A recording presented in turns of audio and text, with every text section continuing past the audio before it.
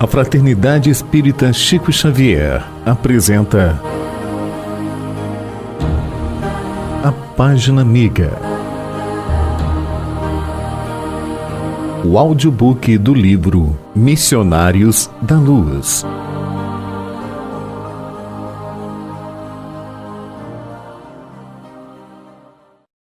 Capítulo 1.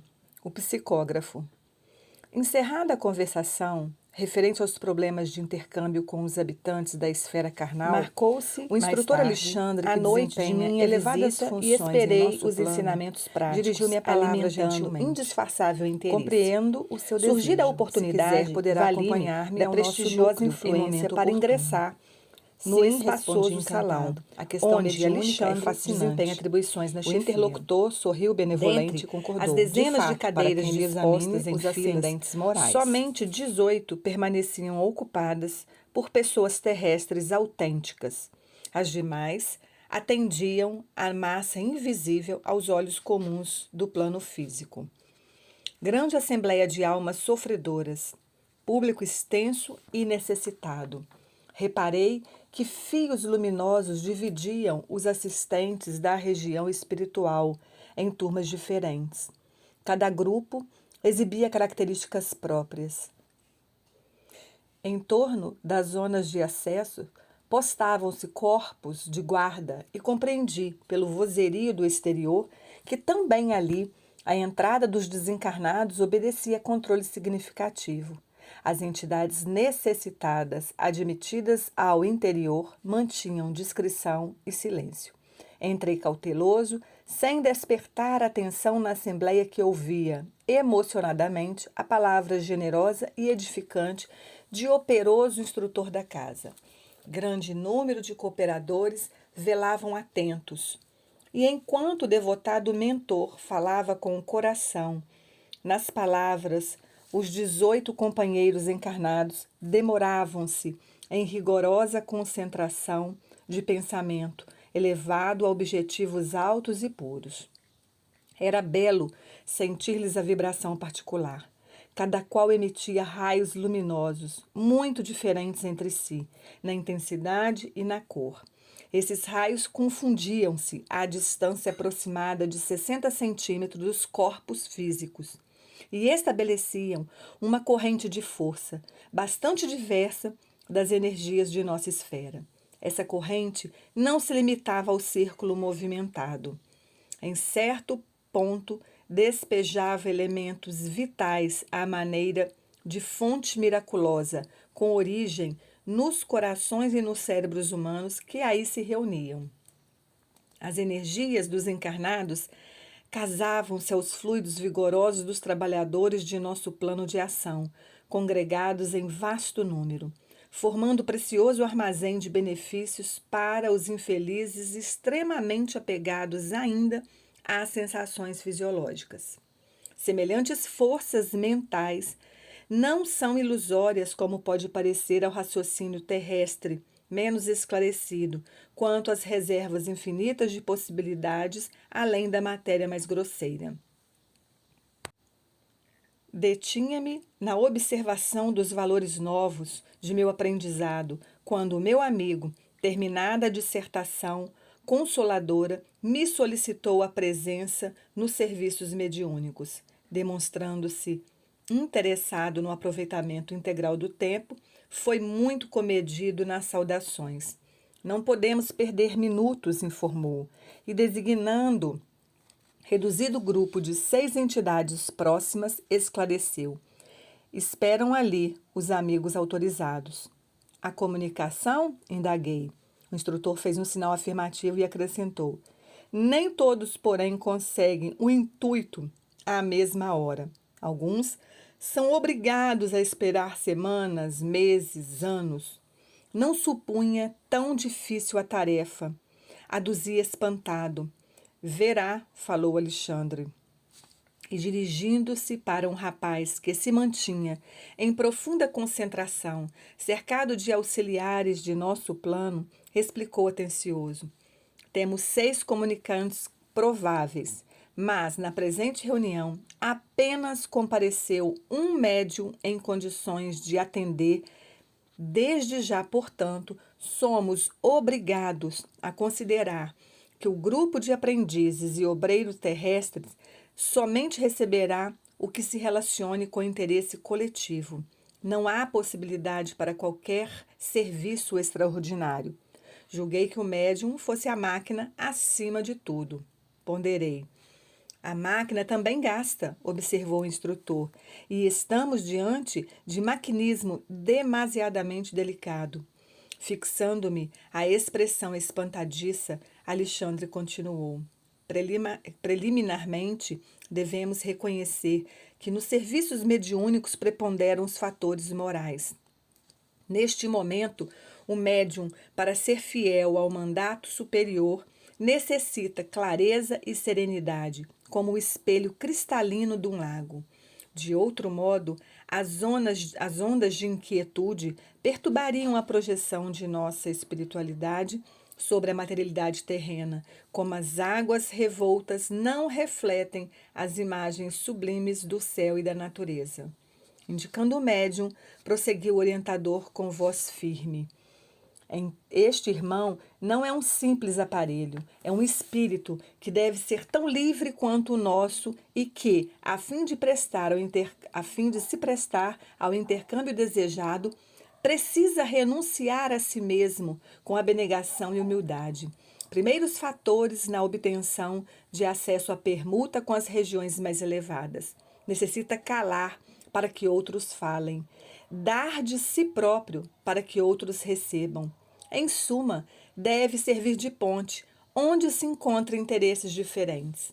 Sem essa compreensão consciente do espírito de serviço, não poderia atender aos propósitos edificantes. Naturalmente, ele é responsável pela manutenção dos recursos interiores, tais como a tolerância, a humildade, a disposição fraterna, a paciência e o amor cristão.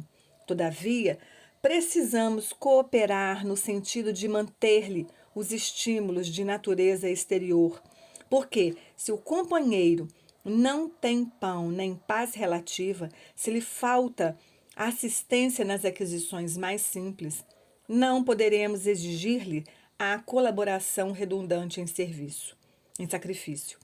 Nossas responsabilidades, portanto, estão conjugadas nos mínimos detalhes da tarefa a cumprir. Raiando-me a ideia de que o médium deveria esperar satisfeito a compensação divina, Alexandre ponderou. Consideremos, contudo, meu amigo, que ainda nos encontramos em trabalho incompleto. A questão de salário virá depois. Nesse ponto da conversação, convidou-me à aproximação do aparelho mediúnico e, colocando-lhe a destra sobre a fronte, exclamou: observe, estamos diante do psicógrafo comum. Antes do trabalho a que se submete, neste momento, nossos auxiliares já lhe preparam as possibilidades para que não lhe perturbe a saúde física. A transmissão da mensagem não será simplesmente tomar a mão. Há processos intricados, complexos. E ante minha profunda curiosidade científica, o orientador ofereceu-me o auxílio magnético de sua personalidade vigorosa e passei a observar, no corpo do intermediário, grande laboratório de forças vibrantes. Meu poder de apreensão visual supera os raios-x, com características muito mais aperfeiçoadas. As glândulas do rapaz transformaram-se em núcleos luminosos à guisa de perfeitas oficinas elétricas. Detive-me, porém, na contemplação do cérebro em particular. Os condutores medulares formavam um extenso pavio sustentando a luz mental, como chama generosa de uma vela de enormes proporções. Os centros metabólicos infundiam-me surpresas. O cérebro mostrava fulgurações nos desenhos caprichosos. Os lobos cerebrais lembravam correntes dinâmicas. As células corticais e as fibras nervosas, com suas tênues ramificações, constituíam elementos delicadíssimos de condução das energias recônditas e imponderáveis. Nesse concerto, sob a luz mental indefinível, a epífise emitia raios azulados intensos. Observação perfeita, indagou o instrutor, interrompendo-me o assombro. Transmitir mensagens de uma esfera para outra no serviço de edificação humana, continuou, demanda esforço, boa vontade, cooperação e propósito consistente. É natural que o treinamento e a colaboração espontânea do médium facilitem o trabalho. Entretanto, de qualquer modo, o serviço não é automático. Requer muita compreensão, oportunidade e consciência. Estava admirado. Acredita que o intermediário, perguntou, possa improvisar o estado receptivo? De nenhum modo. A sua preparação espiritual deve ser incessante. Qualquer incidente pode perturbar-lhe o aparelhamento sensível, como a pedrada que interrompe o trabalho da válvula receptora. Além disso, nossa cooperação magnética é fundamental para a execução da tarefa. Examine atentamente. Estamos notando as singularidades do corpo perispiritual. Pode reconhecer agora que todo o centro glandular é potência elétrica. No exercício mediúnico de qualquer modalidade, a epífise desempenha o papel mais importante. Através de suas forças equilibradas, a mente humana intensifica o poder de emissão e recepção de raios peculiares à nossa esfera. É nela, na epífise, que reside o sentido novo dos homens. Entretanto, na grande maioria deles, a potência divina dorme embrionária. Reconheci de fato a glândula pineal do intermediário expedia luminosidade cada vez mais intensa. Deslocando, porém, a sua atenção do cérebro para a máquina corpórea em geral, o orientador prosseguiu.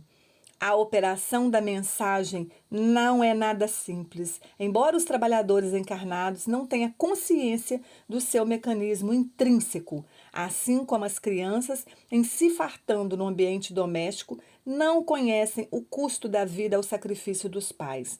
Muito antes da reunião que se efetua, o servidor já foi objeto de nossa atenção especial para que os pensamentos grosseiros não lhe pesem no campo íntimo. Foi convenientemente ambientado e ao sentar-se aqui, foi assistido por vários operadores de nosso plano. Antes de tudo, as células nervosas receberam um novo coeficiente magnético para que não haja perdas lamentáveis do tigroide, corpúsculo de Nis, necessário aos processos da inteligência. O sistema nervoso simpático, mormente o campo autônomo do coração, recebeu auxílios energéticos e o sistema nervoso central foi convenientemente atendido para que não se comprometa a saúde do trabalhador de boa vontade. O vago foi defendido por nossa influenciação contra qualquer choque das vísceras. As glândulas suprarrenais receberam um acréscimo de energia para que se verificasse acelerada produção de adrenalina, de que precisamos para atender ao dispêndio das reservas nervosas. Nesse instante, vi que o médium parecia quase desencarnado. Suas expressões grosseiras de carne haviam desaparecido ao meu olhar, tamanha a intensidade da luz que o cercava, oriunda de seus centros perispirituais. Após longo intervalo, Alexandre continuou. Sob nossa apreciação, não temos o arcabouço de cal revestido de carboidratos e proteínas, mas noutra expressão mais significativa do homem imortal, filho do Deus eterno. Repare nesta anatomia nova, a glória de cada unidade minúscula do corpo. Cada célula é um motor elétrico que necessita de combustível para funcionar, viver e servir. Despreocupado de meu assombro, o instrutor mudou de atitude e considerou. Interrompamos as observações. É necessário agir. Acenou para um dos 6 comunicantes. O mensageiro aproximou-se contente. Calisto, falou Alexandre em tom grave, temos 6 amigos para o intercâmbio. Todavia, as possibilidades são reduzidas. Escreverá apenas você. Tome seu lugar. Recorde sua missão consoladora e nada de particularismos pessoais. A oportunidade é limitadíssima e devemos considerar o interesse de todos. Depois de cumprimentar-nos ligeiramente, Calisto postou-se ao lado do médium, que o recebeu com evidente sinal de alegria. Enlaçou-o com o braço esquerdo e, alçando a mão até o cérebro do rapaz, tocava-lhe o centro da memória com a ponta dos dedos, como a recolher o material de lembrança do companheiro. Pouco a pouco, vi que a luz mental do comunicante se misturava às irradiações do trabalhador encarnado. A zona motora do médium adquiriu outra cor e outra luminosidade. Alexandre aproximou-se da dupla em serviço e colocou a destra sobre o lobo frontal do colaborador humano, como a controlar as fibras inibidoras, evitando, quanto possível, as interferências do aparelho mediúnico. Calisto mostrava enorme alegria no semblante feliz de servo que se regozija com as bênçãos do trabalho, e dando sinais de profunda gratidão ao Senhor, começou a escrever, apossando-se do braço do companheiro e iniciando o serviço com as belas palavras: a paz de Jesus seja convosco.